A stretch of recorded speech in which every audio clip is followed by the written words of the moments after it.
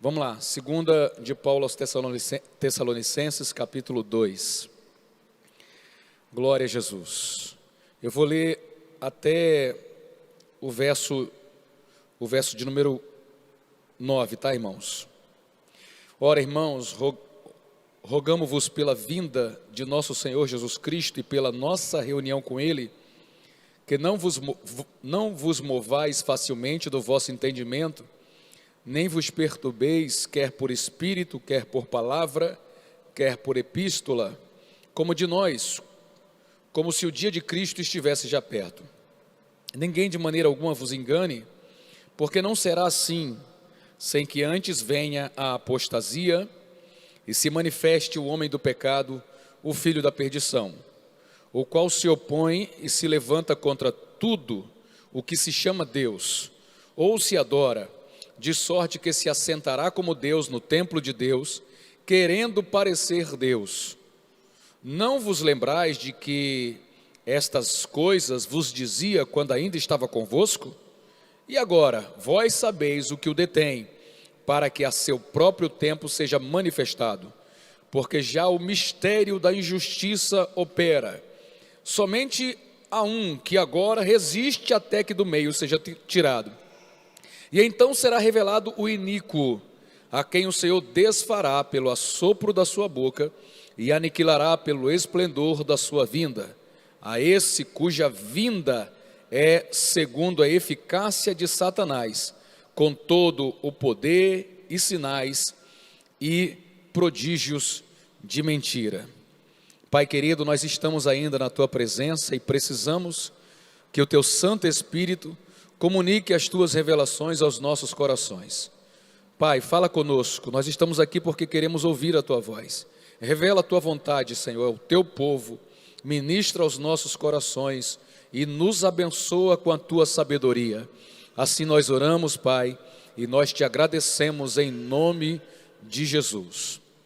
Amém. Meus amados, esta é a quarta semana consecutiva que nós estamos tratando sobre o tema o arrebatamento e a vida eterna.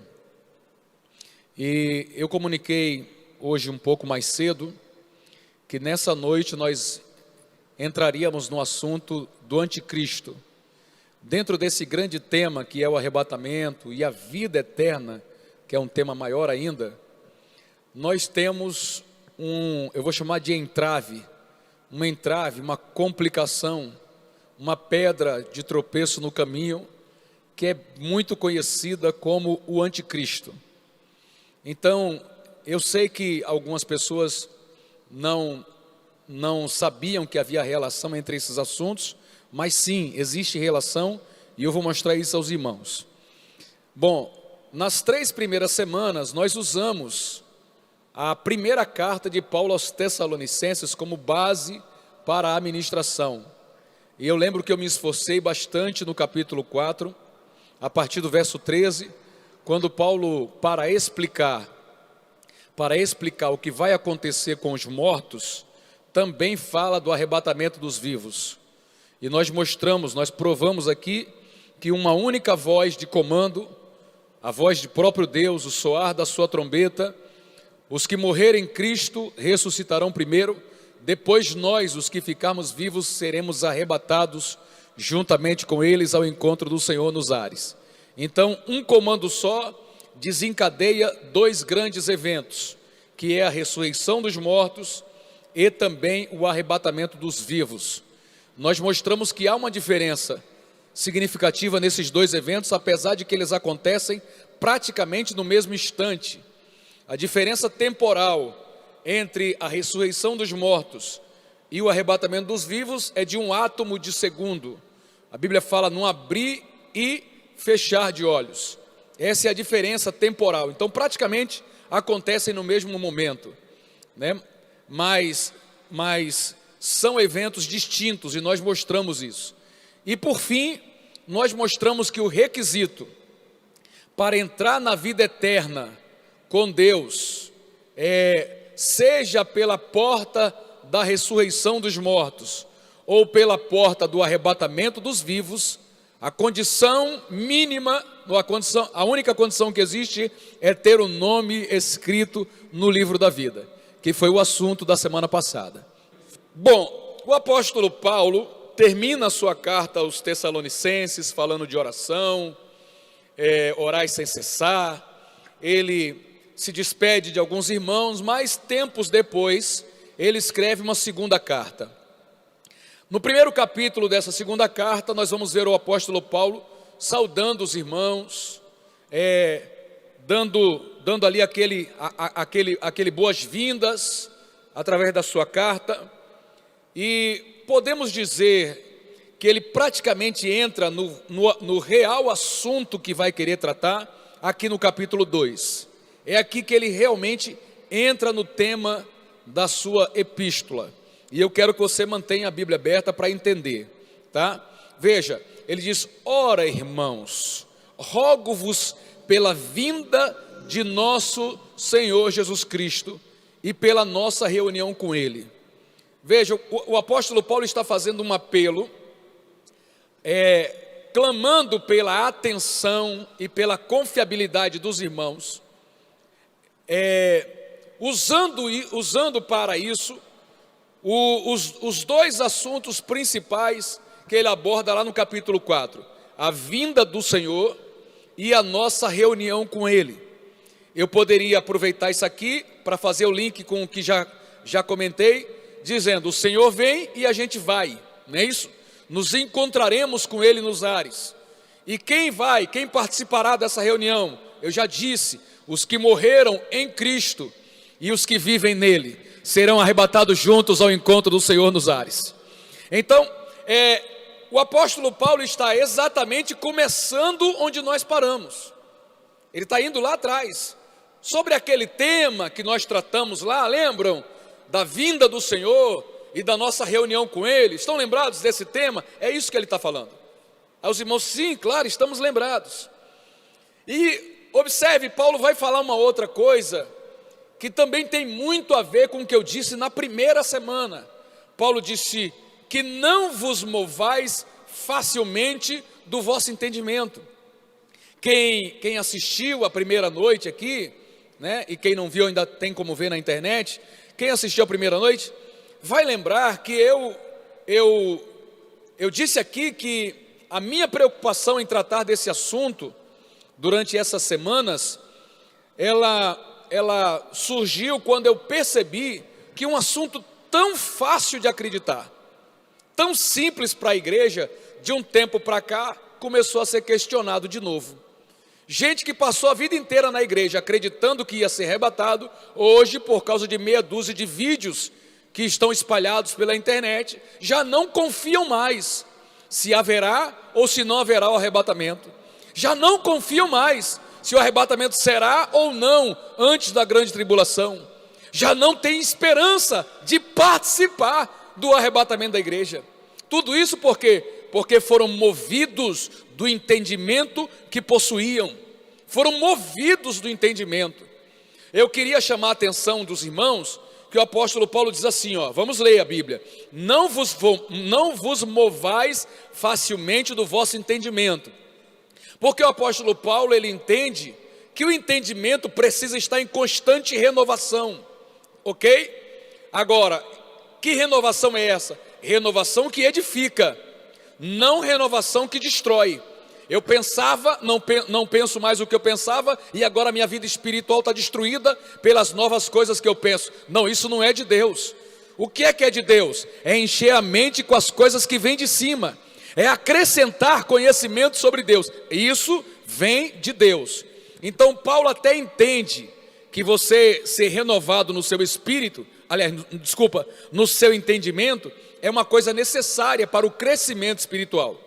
Só que estamos falando de gente que entendia, acreditava e confiava, e agora não entende, não acredita e não confia. É disso que Paulo está se queixando. Então ele está dizendo: não vos movais facilmente do vosso entendimento. Leia comigo: nem vos perturbeis. Eu disse aqui que Paulo usou esses argumentos para nos consolar. Ele diz: consolem uns aos outros com essas palavras. Nem vos perturbeis. Prossiga. Quer por espírito. E ele bota a letra minúscula, tá? Então alguém aí se dizendo profeta, ou trazendo uma revelação, ou uma nova mensagem, não se movam, quer por espírito, quer por palavra, né? E aí eu acho que ele está falando para aquelas pessoas que se dizem entendidas, que chegam com seus vernáculos, né? Com os especialistas dizem, ou frase que me dá raiva, eu tenho raiva dessa frase. Os especialistas dizem. Quem são esses especialistas? Você não ouve o nome. E são especialistas de quê? E quem disse que eles são especialistas? Nós temos que começar a questionar as coisas como os bereanos faziam. Tudo que os bereanos ouviam, inclusive dos apóstolos, eles chegavam em casa e conferiam na palavra para ver se aquilo estava correto. Então, quer um especialista? Esse especialista é o Espírito Santo de Deus, que fala comigo e com você através da santa palavra. Aleluia. Então ele está dizendo: não se deixem perturbar, não se movam do vosso entendimento, quer por espírito, quer por palavra, quer por epístola, como que de nós. E existem dois entendimentos aqui que são facilmente percebidos dentro desse argumento de Paulo. Numa outra tradução que eu quero apresentar aos irmãos, está escrito assim, ó: não vos deixem abalar, nem assustar tão facilmente por aqueles que dizem que o dia do Senhor já começou. Não acreditem neles, nem mesmo que afirmem ter recebido uma visão espiritual, uma revelação ou uma carta supostamente enviada por nós. Então o apóstolo Paulo está deixando duas brechas aqui, tem duas deixas aqui na palavra dele. A primeira é a seguinte: alguém pode ter mandado uma outra carta dizendo que era de Paulo, ok? E nessa outra carta desconstruía aquilo que a primeira carta aos Tessalonicenses construiu. Então esse é o entendimento que eu posso ter. Paulo disse: não se deixe mover por essas cartas que dizem que são nossas, ok? Que alguém deve ter escrito uma outra carta para os irmãos de Tessalônica e assinou como se fosse de Paulo. Anátema, mentira, engodo. Então Paulo deixa claro: não se deixe enganar, está valendo aquilo que eu disse. E o que foi que eu disse? Que os que morreram em Cristo ressuscitarão primeiro, depois nós, os que ficarmos vivos, seremos arrebatados juntamente com eles ao encontro do... É isso que está valendo. Ah, mas eu encontrei um documento, eu encontrei um estudo antigo de São Fulano de Tal. Não importa, não importa quem escreveu, fica com o que foi revelado da parte do Senhor. Quem morreu em Cristo ressuscitará primeiro, depois os vivos que estiverem em Cristo serão arrebatados. Fiquem com essa verdade, não se movam facilmente. Quem está entendendo, diga glória a Deus. Não se movam facilmente, é o que Paulo pede. Uma outra possibilidade é que alguém pode ter dito que aquela palavra de Paulo não era digna de confiança. Alguém pode ter falado isso. Não leva fé não dá crédito, esse negócio de ressurreição. Enfim, tentou tirar o crédito da carta que foi enviada. E Paulo está reafirmando o que já disse, para que a minha esperança não seja abalada. Vou dizer de novo, Paulo está reafirmando o que disse, para que a minha esperança não seja abalada. Se alguém quer ficar aqui para a grande tribulação, fique à vontade. Se alguém não quer ter esperança do arrebatamento, fique à vontade. Ô glória, eu sei em quem tenho crido, e no que tenho crido, e sei que Ele é poderoso para guardar o meu tesouro até aquele grande dia. Aleluia. Para mim não tem dificuldade nenhuma de entender essas coisas, e é o que eu estou tentando explicar para os irmãos. Vou continuar lendo. Ninguém de maneira alguma vos engane, porque não será assim, sem que antes venha a apostasia e se manifeste o homem do pecado, o filho da perdição. E é aqui que essa carta começa a tratar de coisas novas, que não foram tratadas na primeira. E aí, irmãos, quanto tempo levou de uma carta para outra, pastor? Não sei dizer. Bote aí 5, 6 anos de uma carta para outra, tá? Talvez um pouco mais, talvez um pouco menos. Mas o fato é que foi tempo suficiente entre uma e outra para o povo perder a esperança. E Paulo perceber que é hora de renovar aquele entendimento. E agora o apóstolo Paulo está se valendo de que eles já possuem uma carta, já entenderam até aqui, e é hora de entender até ali, aleluia, de entender um pouco mais. E é simples desconfiar pelo menos, que alguém deve ter dito assim, ué, ele não falou que a gente ia ser arrebatado? Cadê? Até agora não aconteceu. Se a primeira carta dele fosse verdade, a gente já tinha sido arrebatado. Alguém podia questionar assim, por que não fomos arrebatados ainda, se aquela carta era verdadeira? Por que não fomos arrebatados? Aí por essa questão é que Paulo tem que dizer, não vai acontecer o que foi prometido na outra carta, sem que antes venha a apostasia e se manifeste o homem do pecado. Então o apóstolo Paulo está dizendo, e eu não vou ter tempo para entrar nessa profundidade hoje, mas nas próximas semanas vamos prosseguir com isso. O apóstolo Paulo está apresentando na sua carta o ministério do anticristo, que é conhecido e que é denunciado aqui como o homem do pecado. Olha que expressão horrorosa, como filho da perdição. Em outra tradução diz o iníquo. O cara personificou em si mesmo a figura da iniquidade. Ele é a mais perfeita referência sobre o que a Bíblia chama de iniquidade. Iniquidade é um estilo de vida totalmente voltado ao pecado. É quando o pecado para de doer na consciência do homem. É quando o pecado se torna o prazer do homem. Isso é iniquidade. E esse camarada aqui, que vai aparecer, que vai se apresentar, ele é chamado de iníquo. E por que ele é chamado de iníquo? Verso 4 explica, porque ele se opõe e se levanta contra tudo o que se chama Deus e contra tudo que se adora. Então nesse particular, irmãos, sobrou até para Buda, nesse particular sobrou para Confúcio, nesse particular sobrou até para os Exus, sobrou para os ídolos romanos.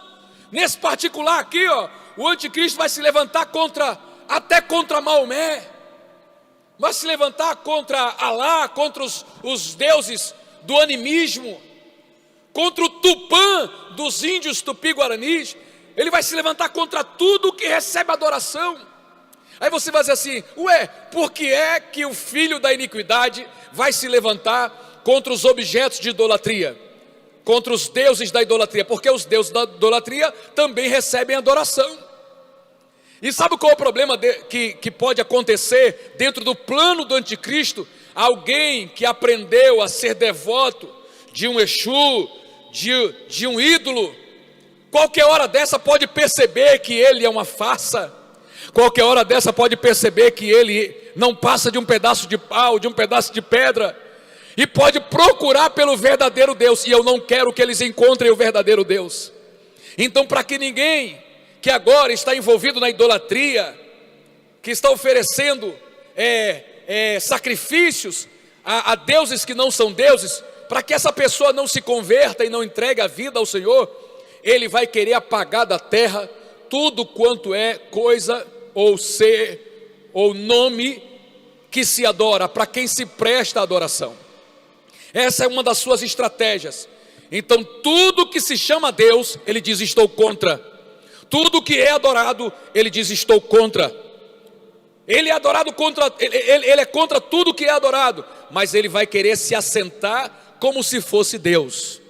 E quando Paulo revela que ele vai querer ser tratado como se fosse Deus, a Bíblia chama um link com o que Isaías revela, com o que o Ezequiel revela, quando fala, por exemplo, do rei de Tiro, que dizia sobre si mesmo: eu sou Deus, e acima do monte santo de Deus me assento.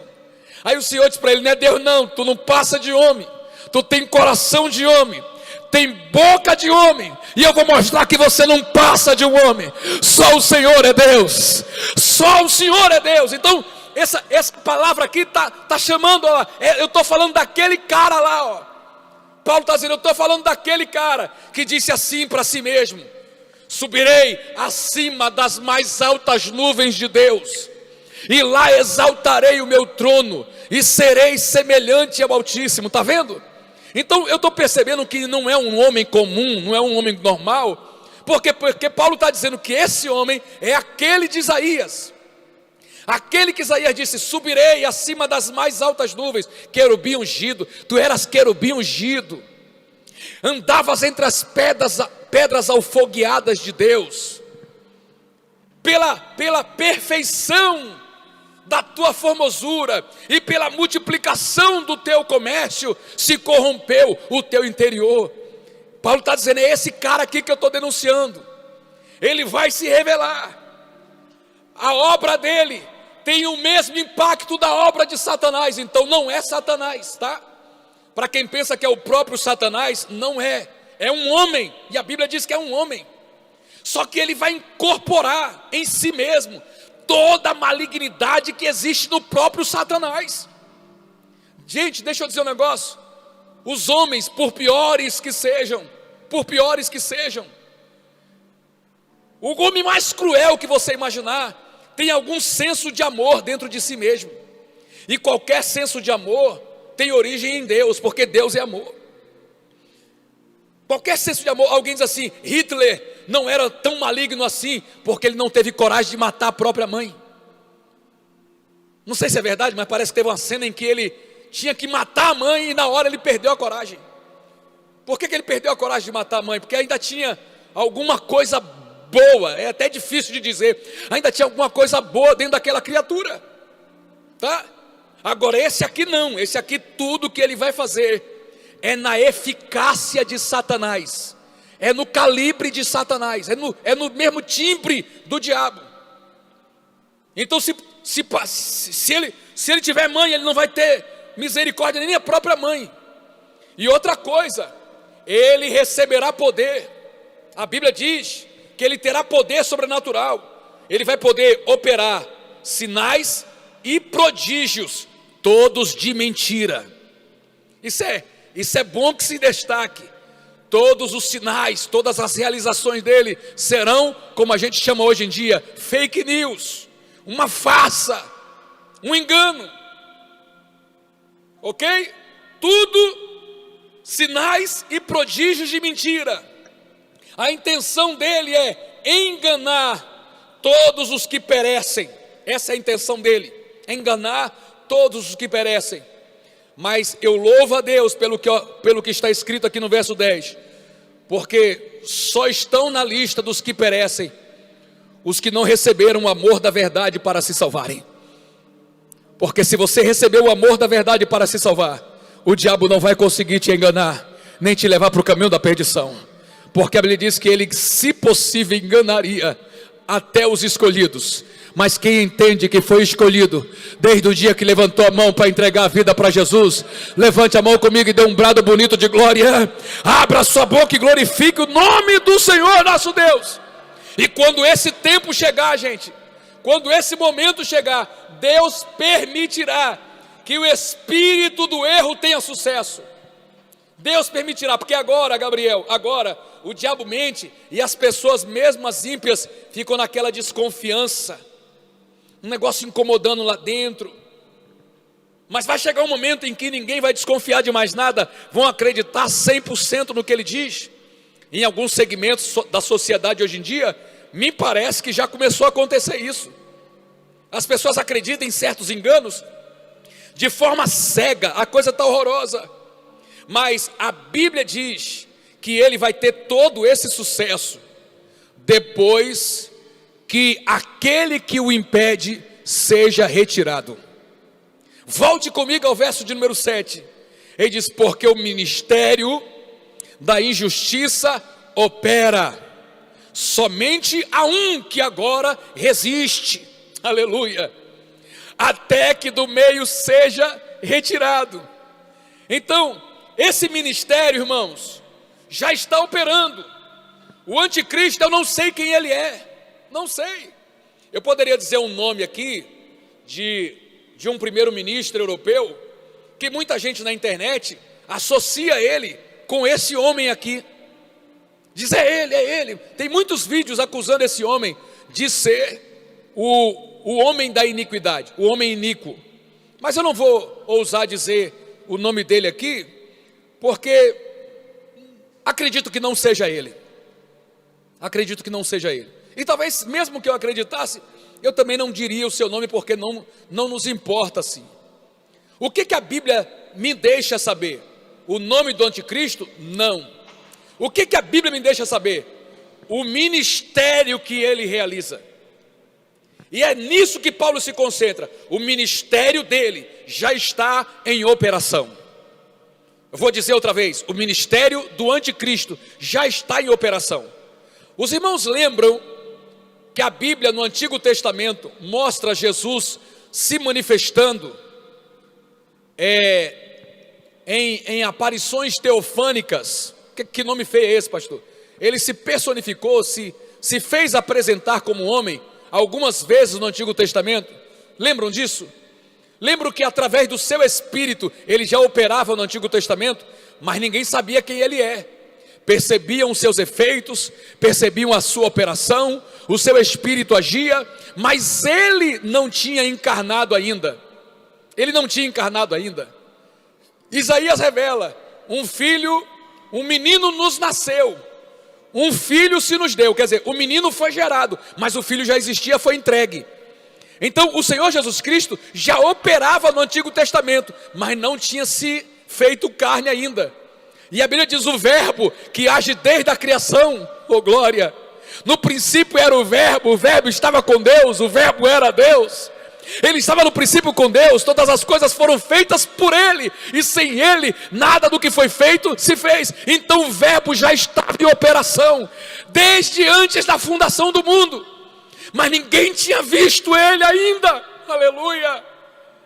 Ninguém contemplou o seu rosto, ninguém tinha contemplado o seu rosto, ninguém. Mas um dia Ele entrou no ventre da mulher. A Bíblia diz assim: e o verbo se fez carne, aleluia, e habitou entre nós, e vimos a sua glória, como a glória do unigênito do Pai.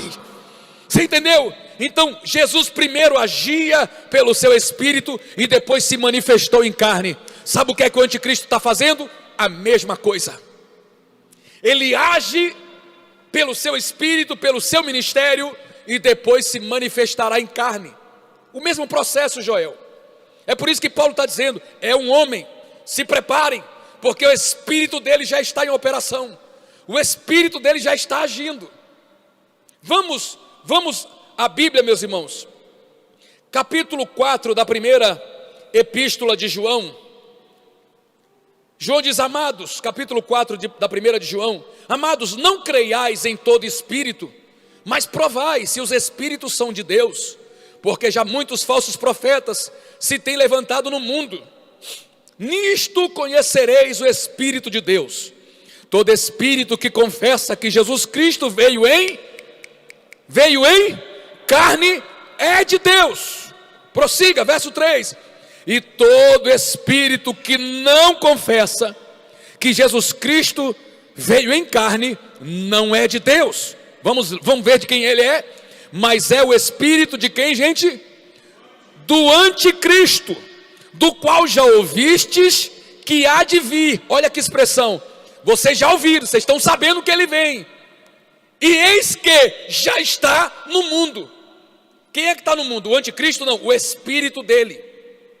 O espírito dele já está no mundo. O texto é claro: filhinhos, sois de Deus, e já tendes vencido, e já os tendes vencido, porque, isso vale um glória, tá? Porque maior é o que está em vós do que o que está no mundo, o espírito do anticristo. esse espírito já está em operação. E nós temos na Bíblia o tríplice ministério de Satanás. Ele veio para roubar, matar e destruir. Aí alguém pode dizer: pastor, mas isso aí é o diabo, isso aí é Satanás. Nós estamos falando de uma outra pessoa, que é o anticristo, né? Mas você não leu comigo que o anticristo, ele vai operar na mesma eficácia de Satanás? Então, se Satanás rouba, mata e destrói, o que é que você acha que o espírito do anticristo está promovendo no mundo?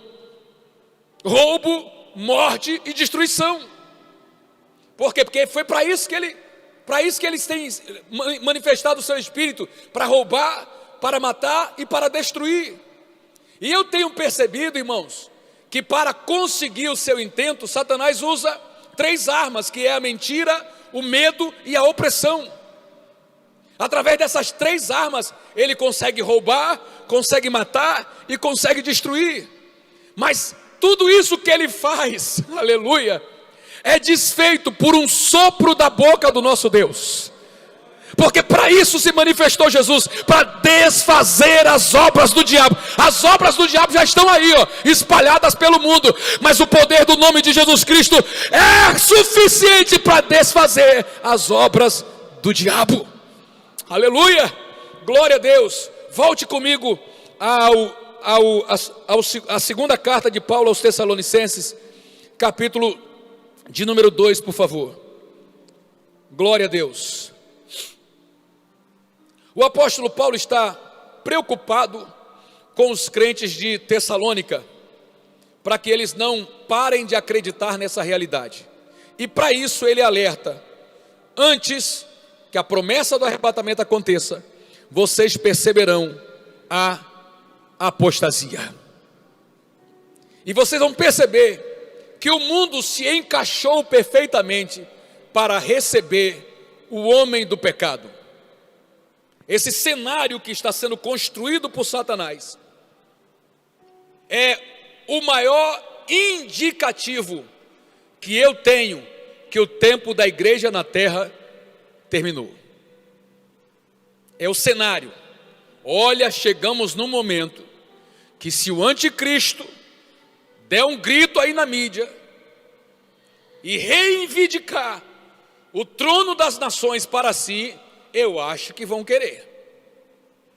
Então essa preparação social para que o anticristo seja aceito sem grandes questionamentos é o maior indicativo que eu tenho que o tempo da igreja na terra terminou. Por que o senhor está dizendo isso? Bom, você leu comigo que isso vai acontecer depois que aquele que resiste for retirado. Então, o anticristo jamais conseguirá encaixar-se perfeitamente na sociedade com a igreja presente. Isso me arrepia, pastor Gil. Oh, glória. Pensar nisso me arrepia. Vou dizer de novo: o anticristo não consegue se encaixar na sociedade enquanto a igreja estiver presente. Alá, sobre erga. A igreja é para ele como uma cama de pregos. A igreja é para ele como um muro cheio de cacos de vidros. A igreja é para ele como um matagal de espinheiros. E ele querendo incorporar, ele querendo se fazer carne, ele querendo se declarar para o mundo, uma vontade louca de receber a adoração dos homens. E eu fico imaginando os demônios: e aí, quando é que o senhor vai? Quando é que o senhor vai se declarar? Quando é que o senhor vai requerer o trono da terra? E ele olha para templos como esse, aleluia. Ele olha para casas como a sua, ele olha para dentro de quartos como o seu, aleluia, que já te ouviu chorando na presença de Deus muitas vezes, e diz assim: quando esse povo sumir daqui, na Sérgia, talvez ele queira forçar a barra, porque ele não é daqueles de respeitar ninguém. Ele quer forçar a barra, ele quer oprimir a igreja, a ponto da igreja querer desaparecer. Ele começa a forçar, mas de repente, sabe com quem que ele dá de cara? Ele dá de cara com um crente em jejum. E quando ele dá de cara com um crente em jejum, ele se arrebenta, porque Paulo diz: maior é aquele que está conosco do que aquele que está no mundo. E ele não tem poder para implantar o seu regime de forma plena. Ele não tem poder, ele precisa tirar os crentes daqui. O problema é que ele não tem poder para isso, ele deve estar impaciente, porque Deus não levou a gente ainda. Olha, irmão, sinceramente, porque o diabo tem o plano de nos enganar, nos seduzir e nos arrancar para o seu lado. Como ele não consegue, qual é a próxima opção que ele tem? Tirar a gente daqui, mata logo esse cidadão. Se eu não posso transformá-lo num ímpio, então que ele suma logo daqui. Se eu não posso convertê-lo num pecador, então eu vou matar esse miserável. E Jesus falou: não tenha medo de quem só pode matar o corpo, não. Oh, glória! Tenha medo não. Tenha medo daquele que além de matar o corpo pode lançar a alma no inferno. Continue tendo temor de Deus. E com relação ao anticristo, pastor, o que é que eu faço? Você é a igreja, não é? Quem é a igreja aqui? Deixa eu ver. Oh, glória, quem é a igreja? Quem é a igreja? O que é que eu faço, pastor, como igreja? Resista. A Bíblia diz: sujeitai-vos, pois, a Deus, resisti firme ao diabo, e ele fugirá de vós. Alá, sobre Anderacandarábia. Escute, as nações estão se dividindo, se polarizando. Irmãos, me dói dizer isso, mas é Bíblia. A Bíblia mostra que as nações serão divididas entre bodes e ovelhas. Existem nações que já aceitaram as regras do anticristo.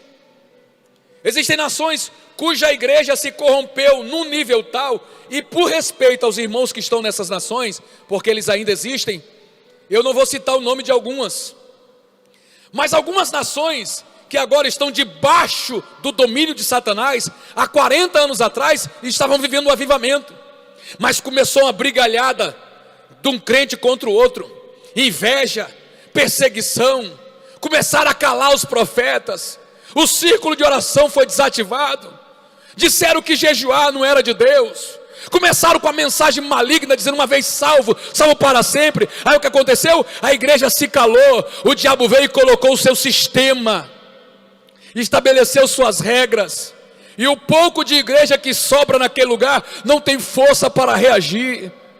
O diabo estava quase fazendo a mesma coisa no Brasil, quando em 2013 essa igreja brasileira acordou. Os crentes começaram a ir para os picos do monte, começaram a orar de madrugada, começaram a clamar e dizer: Satanás, você não vai reinar nessa nação, o Senhor é o rei do Brasil, e convocaram o Senhor para assumir esse lugar. O que é que aconteceu? Satanás está batendo em retirada, está andando de marcha ré. Por quê? Porque a Bíblia diz: sujeitai-vos, pois, a Deus, resistir firme ao diabo, e ele fugirá de vós. E aí, mancota, eu vou ter que dizer um negócio para Satanás escutar de algum lugar: procure outro país, porque esse já é propriedade de Deus. Oh, glória, você concorda? Dê um brado de glória. Procure outro país, porque esse já é propriedade de Deus. Aleluia. Procure outra nação, porque essa aqui é aliada de Israel, essa aqui está prevista para servir ao Cordeiro. Aleluia. Não, o Brasil rejeitou. O diabo disse: no meu governo é assim, as mães matam os seus filhos ainda no ventre. A igreja brasileira falou: pois aqui não vai ser assim não. Oh, glória. Aqui a mãe que não tiver filho vai evitar a prostituição, porque aqui engravidar vai ter que segurar o menino até o seu nascimento, e vai criá-lo com amor. Nós vamos acolher essas mães e vamos ensinar a ela a palavra da verdade. Oh, glória. Nas regras do diabo, quem peca nunca confessa. Quem peca esconde e morre envenenado com o seu próprio pecado. Mas a igreja brasileira começou a dizer: não, quem confessa e deixa alcançará a misericórdia. Aleluia. Na regra do diabo, a igreja briga contra a própria igreja. Na regra do diabo, A tem que brilhar mais do que B. Mas a igreja brasileira está dizendo assim: você é meu irmão e eu sou teu irmão. Vamos juntos ganhar esse lugar para o Senhor Jesus. Vamos ganhar a nação para o Senhor Jesus. Meus irmãos, eu lembro de um tempo que uma igreja dizia que era prima da outra.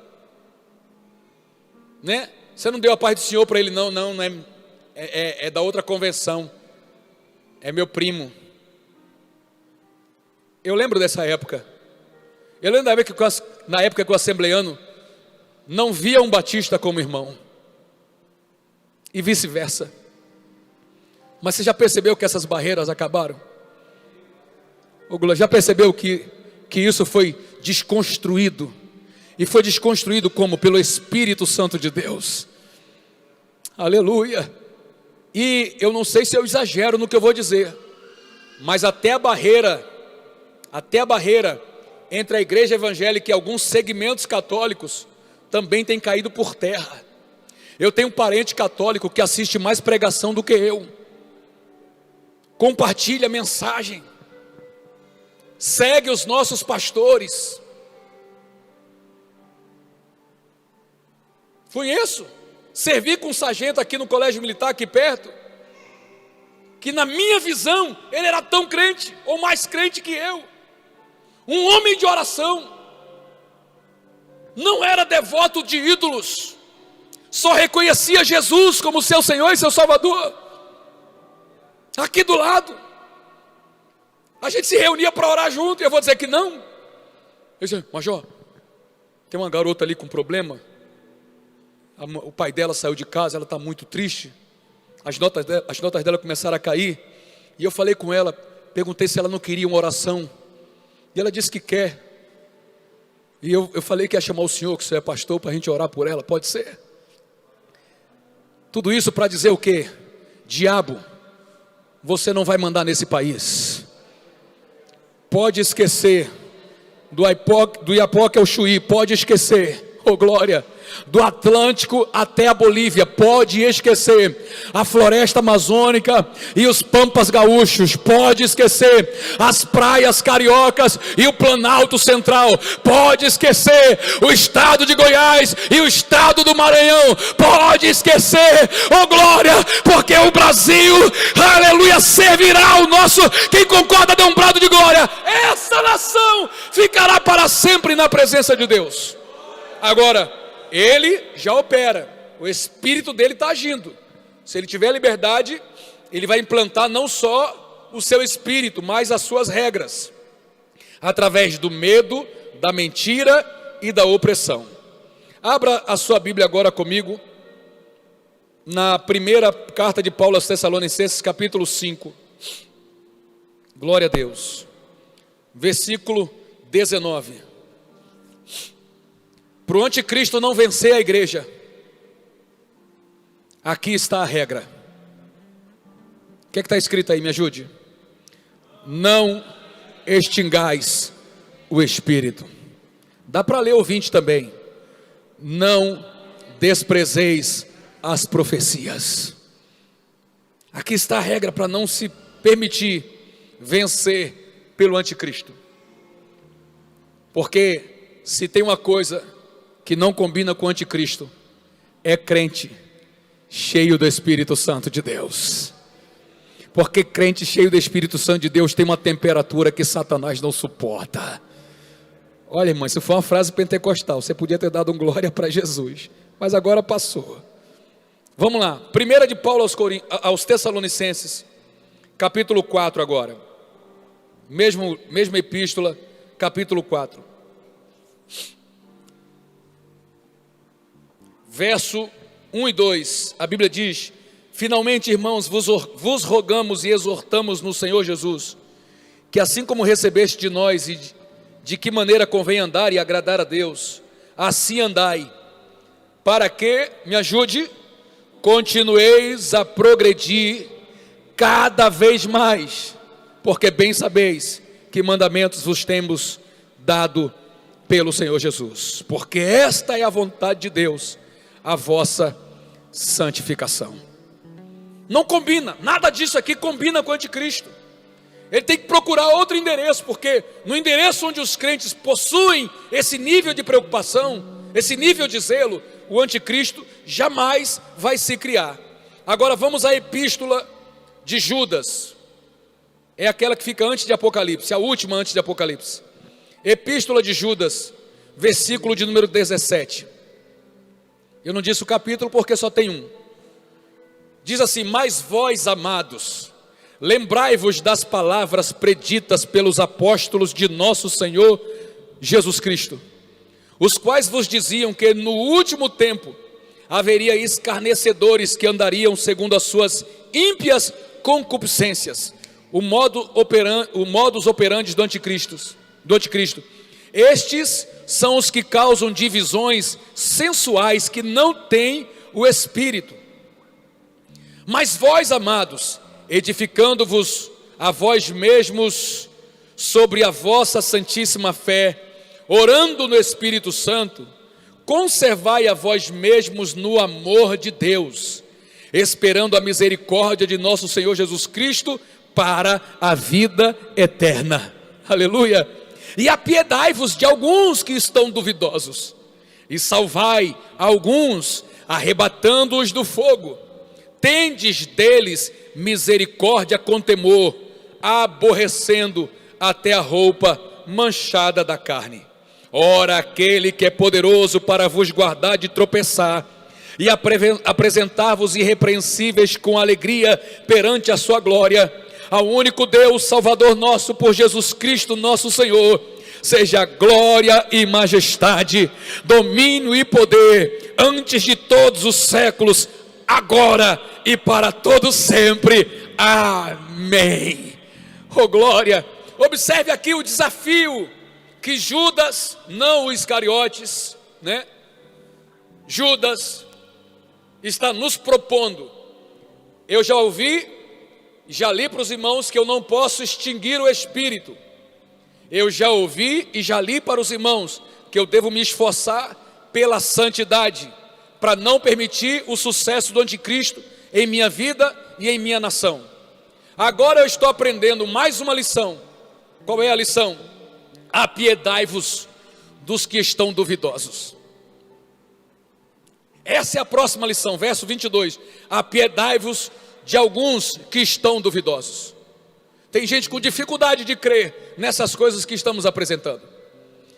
Aí aí Judas manda você dar as costas para eles e dizer: problema é seu, você tem a mesma Bíblia que eu. Não, tenha misericórdia dessas pessoas, e dentro do que for possível, salve quem você puder salvar, arrebate eles do fogo, tenham por eles misericórdia, porque aquele que é poderoso para vos guardar de tropeçar, vai apresentar cada um de nós irrepreensível, com alegria, perante a sua glória, ao único Deus, Salvador nosso, por nosso Senhor Jesus Cristo.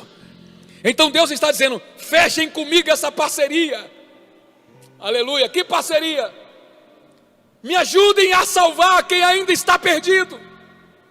Você consegue perceber em seu espírito, estou falando do seu espírito, não estou falando do Espírito de Deus não, no seu ânimo, você consegue perceber no seu espírito que o tempo da igreja na terra está terminando? Consegue? Então atenda esse apelo de Judas. Tenha misericórdia de quem anda duvidando, e arrebate do fogo quem ainda está perdido. E se prepare para ser honrado por Deus quando você chegar na eternidade. Quem está entendendo esse negócio, dê um brado bem bonito de glória para Jesus. Vamos voltar agora para terminar a segunda carta de Paulo aos Tessalonicenses, capítulo de número 2. Glória a Deus. Segundo aos Tessalonicenses, capítulo 2. Glória ao nome de Jesus.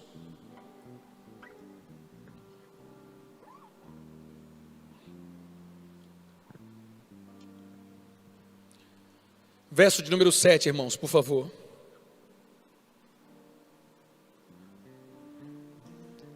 Porque já o ministério da injustiça opera, somente há um que agora resiste, até que do meio seja tirado.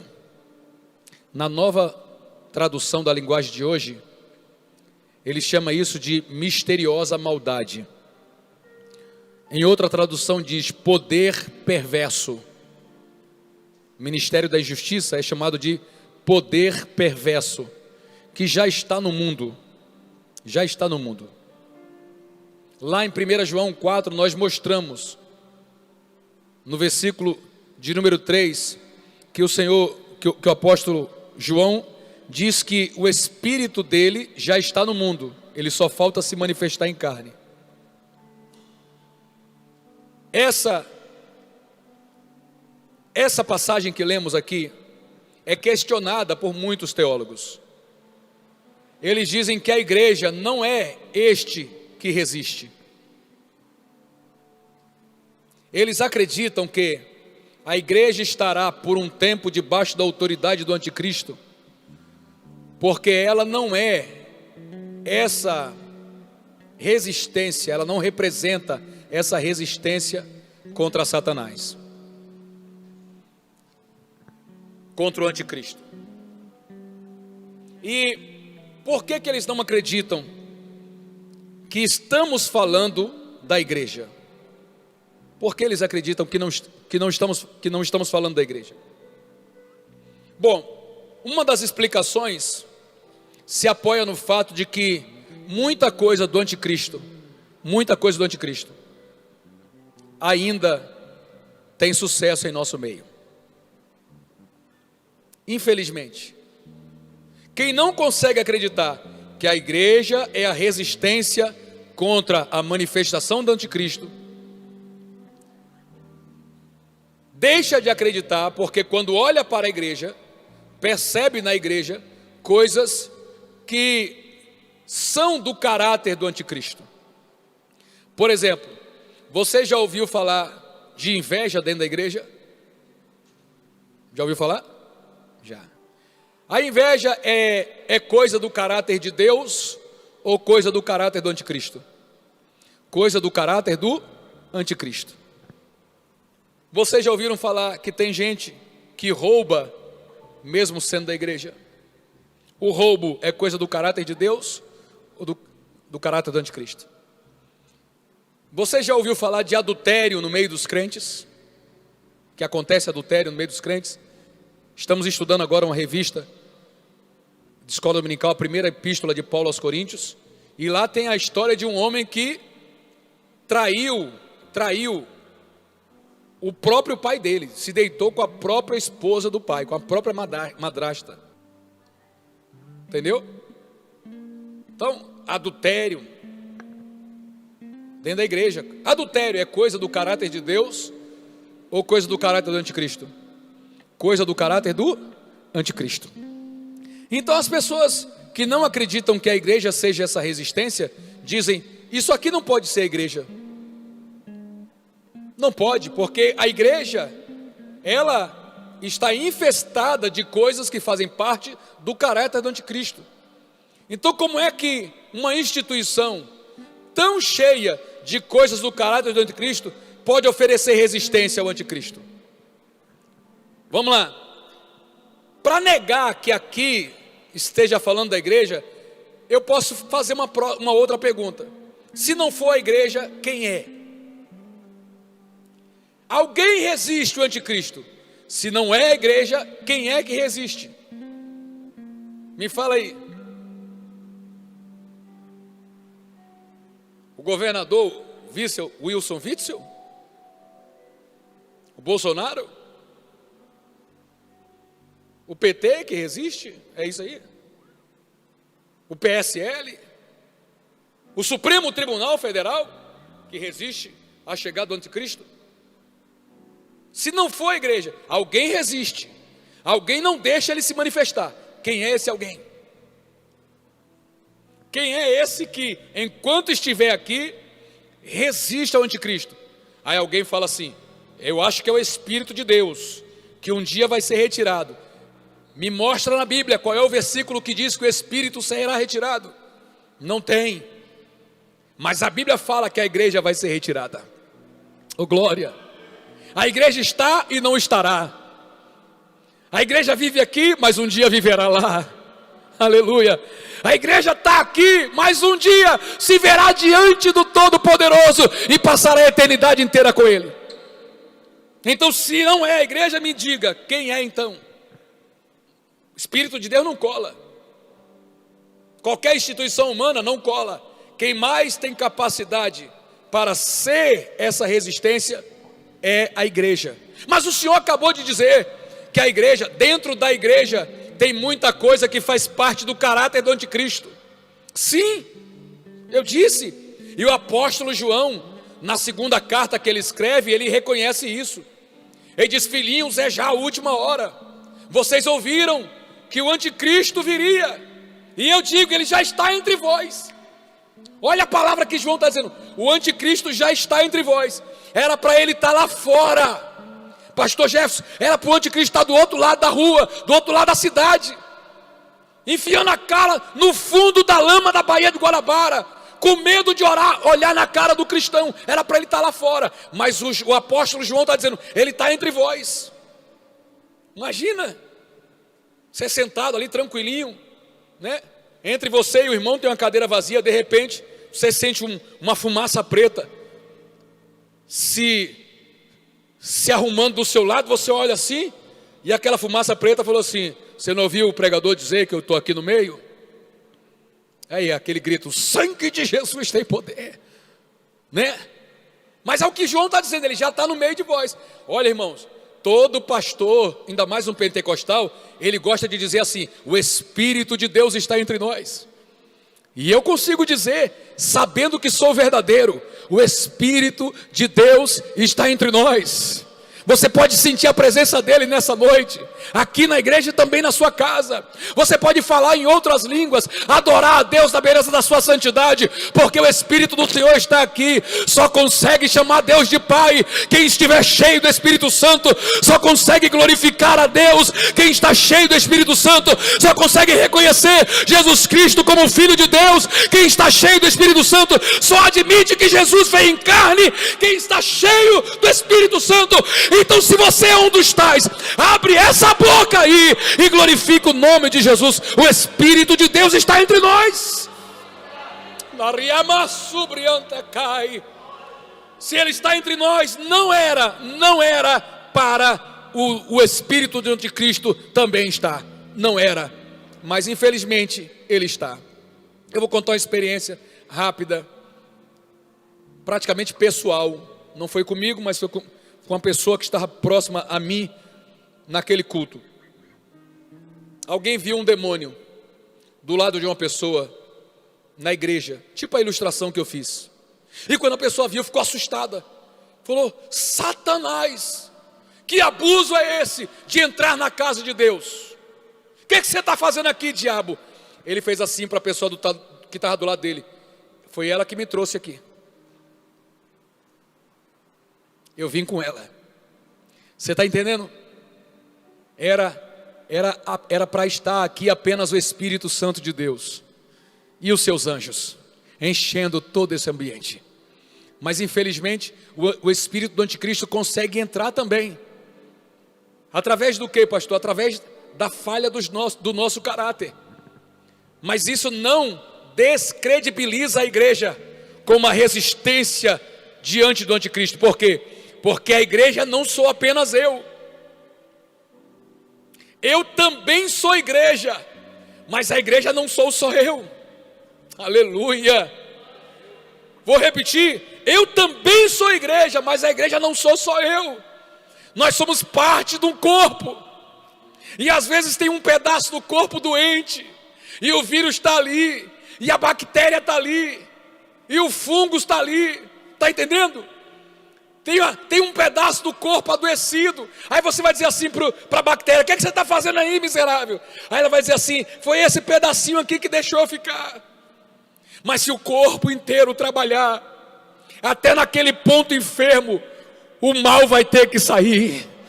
Aleluia. Se a igreja parar de julgar: olha que mão nojenta, está toda cheia de ferida. Ei, mão saudável, em vez de criticar a mão nojenta, passa remédio nela. Oh glória, trata ela, cura ela, e ela vai ser tão limpa quanto você é. E o Deus que fez a igreja como corpo será glorificado na obra que a gente realiza. Aleluia. Então preste atenção nisso. Ele disse: o Espírito do anticristo está entre vós. E João explica, sabe por quê? Porque muitos se fizeram anticristos. Olha, e ele põe no plural. Então ele está dizendo, alguns dos irmãos deixaram de ser irmão para se tornar anticristo. O que é anticristo? É alguém que luta contra aquilo que Cristo quer. Cristo disse, quem comigo não ajunta, espalha. Então, se alguém está resistindo à vontade de Cristo, ele está se fazendo um anticristo. Se alguém aqui dentro se faz anticristo, o espírito do anticristo se sentirá à vontade em nosso meio. Você entendeu? Se alguém aqui se faz contrário a Deus, e esse é um perigo que você não pode se permitir correr, não lute contra as obras de Deus, não recalcite contra os aguilhões, não combata contra a vontade de Cristo, para não ser comparado a esse miserável aqui, ó, que Paulo denuncia. Então, se você se esforçar para continuar sendo obediente, temente, piedoso, santo, adorador, oh glória, um homem de oração, uma mulher de oração, o anticristo vai passar longe de você, e você jamais ganhará esse adjetivo, porque sobre ti resplandecerá a glória do evangelho, e o Senhor te guardará de todo mal. Fique em pé comigo e dê um brado de glória. Eu não serei um anticristo, mas Deus cumprirá a sua vontade na minha vida. Aleluia, glória ao nome do nosso Deus, glória ao nome do nosso Deus. Meus irmãos, lá em Apocalipse 13, a partir do versículo 11, João escreve assim: vi subir da terra outra besta. Subiu de onde? Da terra. Alguém pensa assim, veio das profundezas. Não, senão ele diria profundeza da terra. Veio do pó. Essa veio da terra, do pó. Então estamos falando de um homem. Porque o homem é do pó da terra. Estamos falando de um homem. Vi subir da terra outra besta, que tinha 2 chifres semelhantes ao de um cordeiro, mas falava como dragão. Perceba os símbolos que a Bíblia está usando.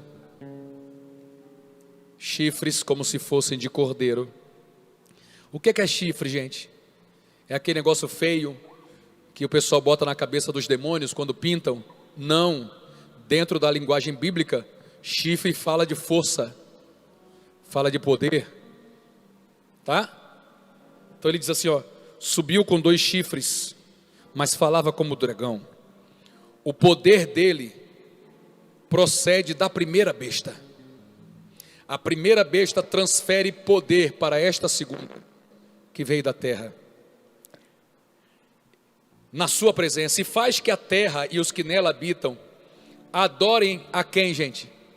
A primeira besta. Então o filho da perdição tem como objetivo fazer com que as pessoas adorem a primeira besta, que ele vai dizer, a antiga serpente, aquela lá do Éden, tá? Cuja chaga mortal fora curada, e fez grandes sinais. Vocês lembram quem foi que foi ferido com uma chaga mortal? Gênesis 3, versículo 16, a Bíblia diz assim, que da semente da mulher nasceria um que esmagaria a cabeça da serpente. Não é isso? Tu lhe ferirás o calcanhar, mas ela vai esmagar a sua cabeça. Aí, essa besta, a primeira, a serpente, o antigo, né, dragão, aquela do Éden, a chaga dela foi curada, e ela fez grandes sinais, de maneira que até fogo fez descer do céu à terra, à vista dos homens, e engana os que habitam na terra com sinais que lhe foi permitido que fizesse, em presença da besta, dizendo aos que habitam na terra que fizessem uma imagem, a besta que recebera a ferida de espada e vivia, e foi-lhe concedido que desse espírito à imagem da besta, para que também a imagem da besta falasse e fizesse que fossem mortos todos os que não adorassem a imagem da besta. E fez que a todos, pequenos e grandes, ricos e pobres, livres e servos, lhe seja posto um sinal na mão direita ou na testa. Me fale, O versículo 16 dá espaço para alguém não ser marcado? Está aí na tela? E faz que? Quantas pessoas? Todos. Pobres, ricos, poderosos, né? Pequenos e grandes, ricos e pobres, livres e servos, lhes seja posto um sinal na mão direita ou na testa, para que ninguém possa comprar ou vender, senão aquele que tiver o sinal, ou o nome da besta, ou o número do seu nome. Meus irmãos, em nome de Jesus, eu sei que para um ensino mais teológico, eu precisaria de muito mais tempo, e mostrar muito mais textos, mas na minha opinião, tá? Eu já me dou como satisfeito pelo que li. Se quem ficar aqui debaixo do domínio da segunda besta, todos, pequenos e grandes, ricos e pobres, livres e servos, todos receberão a marca da besta. Não é comigo que a Bíblia está falando. Aqui não, porque ela já falou comigo lá atrás. Ela disse: os que morrerem em Cristo ressuscitarão primeiro, depois nós, os que ficarmos vivos, seremos arrebatados juntamente com eles ao encontro do Senhor nos ares. E aí, Débora, o diabo vai ter a terra inteira à sua disposição. Eu me arrepio, me assusto. Ele vai ter a terra inteira à sua disposição. Imagina o diabo tentando fazer da sua filha uma prostituta. Não consegue, porque você é uma pessoa que ora. E o diabo vai dizer: o que eu quero eu não consigo fazer, por causa desses crentes que não param de orar. Que nem alguns feiticeiros diziam antigamente: cuidado com esse povo que faz reza de pé para trás. O que é fazer reza de pé para trás? Gente que anda de joelho. Oh glória, cuidado com esse povo que faz reza de pé para trás. Por quê? Porque esse povo cria um problema terrível para o diabo. Esse povo tira a gente do inferno. Esse povo desfaz o poder do feitiço, do despacho. Às vezes eu estou passando para ir para casa e tem nas encruzilhadas um monte de despacho. Aí eu passo ali, levanto a minha mão, repreendo e vou para casa sossegado. Se era para matar alguém, não vai morrer. Se era para deixar alguém louca, não vai deixar. Se era para acabar com a vida de alguma família, não vai ter sucesso. Porque o crente passou e estragou. Gastaram rios de dinheiro e uma mão levantada desfaz tudo. Porque maior é aquele que está conosco do que aquele que está no mundo. Pelo amor de Jesus Cristo, abra sua boca e glorifique o nome de Jesus. Enquanto eu estiver aqui, eu disse isso na segunda semana, Satanás não vai cantar de galo. Oh meu irmão, abra a boca e glorifique ao Senhor. Enquanto eu estiver aqui, Ele não vai poder matar, não vai poder roubar e nem vai destruir aquilo que Deus deixou debaixo do meu raio de influência, embaixo do meu círculo de amizade. A glória do Senhor não permitirá. Aleluia. Glória a Deus. Coloque a sua mão no coração, vamos falar com o Senhor. Eu quero que você se apresente a Deus. Eu acho que se você orar agora a Deus dizendo: Senhor, eu quero ser igreja, e como igreja eu quero o caráter de Cristo na minha vida, e não o caráter do anticristo. Aramá, sobrianda, candarábia. Eu acho que vale a pena fazer essa oração agora. Eu sou igreja, e como igreja eu quero ter na minha vida o caráter de Cristo. Oh glória. Não o caráter de Satanás. Nuria, sérgia, inveja, joga para fora do coração. Tira da sua vida. Mentira, tira da sua vida. Prostituição, tira da sua vida. Vícios, tira da sua vida. Não somos filhos da perdição, nós somos filhos da luz. Aleluia. Nós temos o nome no livro da vida, e quem tem o nome no livro da vida, até os demônios se sujeitam a ele. Abre essa boca e glorifique a Jesus. Alabando e a Sérgia. Se você tem o nome no livro da vida, você não tem por que temer o diabo. Os discípulos não sabiam que tinha o nome no livro da vida, mas sabiam que podiam pisar em serpentes e escorpiões. Voltaram animados: Senhor, em teu nome até os demônios se nos sujeitam. E Jesus disse: é verdade, eu vi Satanás caindo do céu como um raio. Eu vi Satanás sendo envergonhado enquanto vocês agiam em prol do Evangelho, enquanto vocês pregavam a minha palavra. Eu vi o diabo batendo em retirada, é a igreja entrando por uma porta e o diabo fugindo pela outra. Eu vi o diabo recuando diante da marcha da igreja. O Senhor Jesus garantiu: as portas do inferno não prevalecerão contra a igreja do Deus vivo. Igreja avança, igreja marcha, igreja atropela Satanás. Em breve está prometido: o Deus de paz esmagará Satanás embaixo dos nossos pés. Abra a boca e glorifique a Jesus. Oh, glória em Deus, diz a Bíblia: faremos proezas, pois é Ele quem pisará os nossos inimigos. Então confie nessa palavra. Seja a igreja, avance e diga ao diabo: na minha casa não, na minha calçada não, no meu trabalho não, na minha família muito menos. Oh glória, estabeleça limites e diga: Satanás, essa área não é propriedade sua. O mundo jaz no maligno, mas a minha casa não é o mundo. A minha casa foi tirada para fora. A minha casa é a igreja. Aleluia. Então a igreja não jaz no maligno. A igreja vive em Cristo Jesus. A igreja está debaixo da autoridade do Senhor. Oh glória. Então, primeiro propósito da sua oração: eu quero ser igreja. E como igreja eu quero em mim o caráter de Cristo, não o caráter do diabo. E o segundo propósito de oração é: eu quero ser igreja. E como igreja eu quero o diabo bem longe de tudo que eu me envolver. No que eu me envolver, eu quero o diabo fora.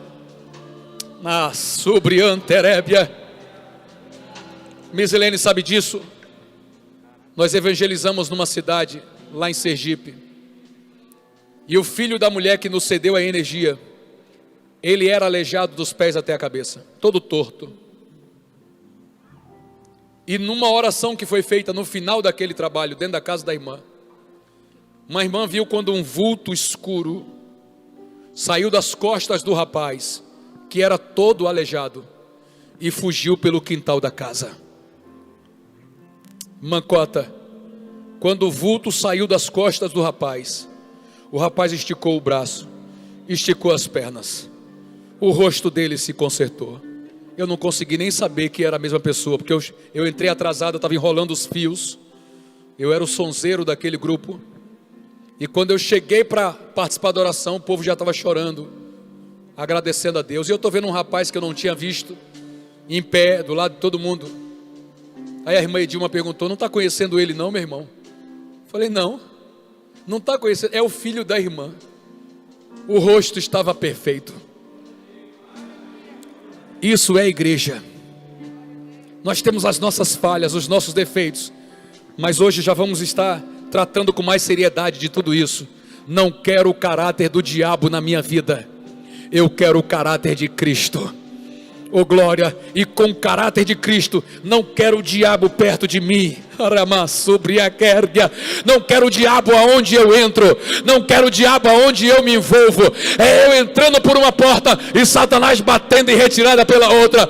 Oh glória, vultos, principados, potestades, procurem outro ambiente. Eu e a minha casa serviremos ao Senhor. Oh glória, mão no coração, meu irmão. Põe a mão no coração e a outra levante ao céu e abra sua boca para falar com Deus agora. Aí na sua casa, ore também. Oh glória, aí no seu sofá, fale com Deus também. É hora de entrar em batalha, é hora de entrar na presença de Deus, é hora de marchar, é hora de pisotear serpentes e escorpiões e toda a força do adversário, toda a força do maligno. O Senhor pelejará por nós. Oh glória, é Deus quem vai na frente, é Deus quem marcha na terra, é a igreja que avança e atropela Satanás.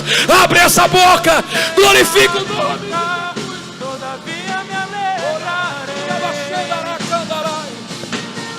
glória. Eu quero o caráter de Cristo na minha vida, Senhor. Eu quero o caráter de Cristo na minha vida, Senhor. Eu quero o caráter de Cristo na minha vida, Senhor. Eu rejeito na minha vida tudo aquilo que faz parte do caráter de Satanás, tudo aquilo que faz parte do caráter do diabo. Eu rejeito na minha vida, Senhor. E o produto da oliveira minta, todavia me alegrarei, todavia me alegrarei, todavia me alegrarei. Eu me alegrarei, Senhor. Que a figueira em nome de Jesus, e eu peço a tua misericórdia, que brote, que os frutos, oh glória, os frutos do caráter de Cristo, Senhor, em nome de Jesus, oh glória, oh glória.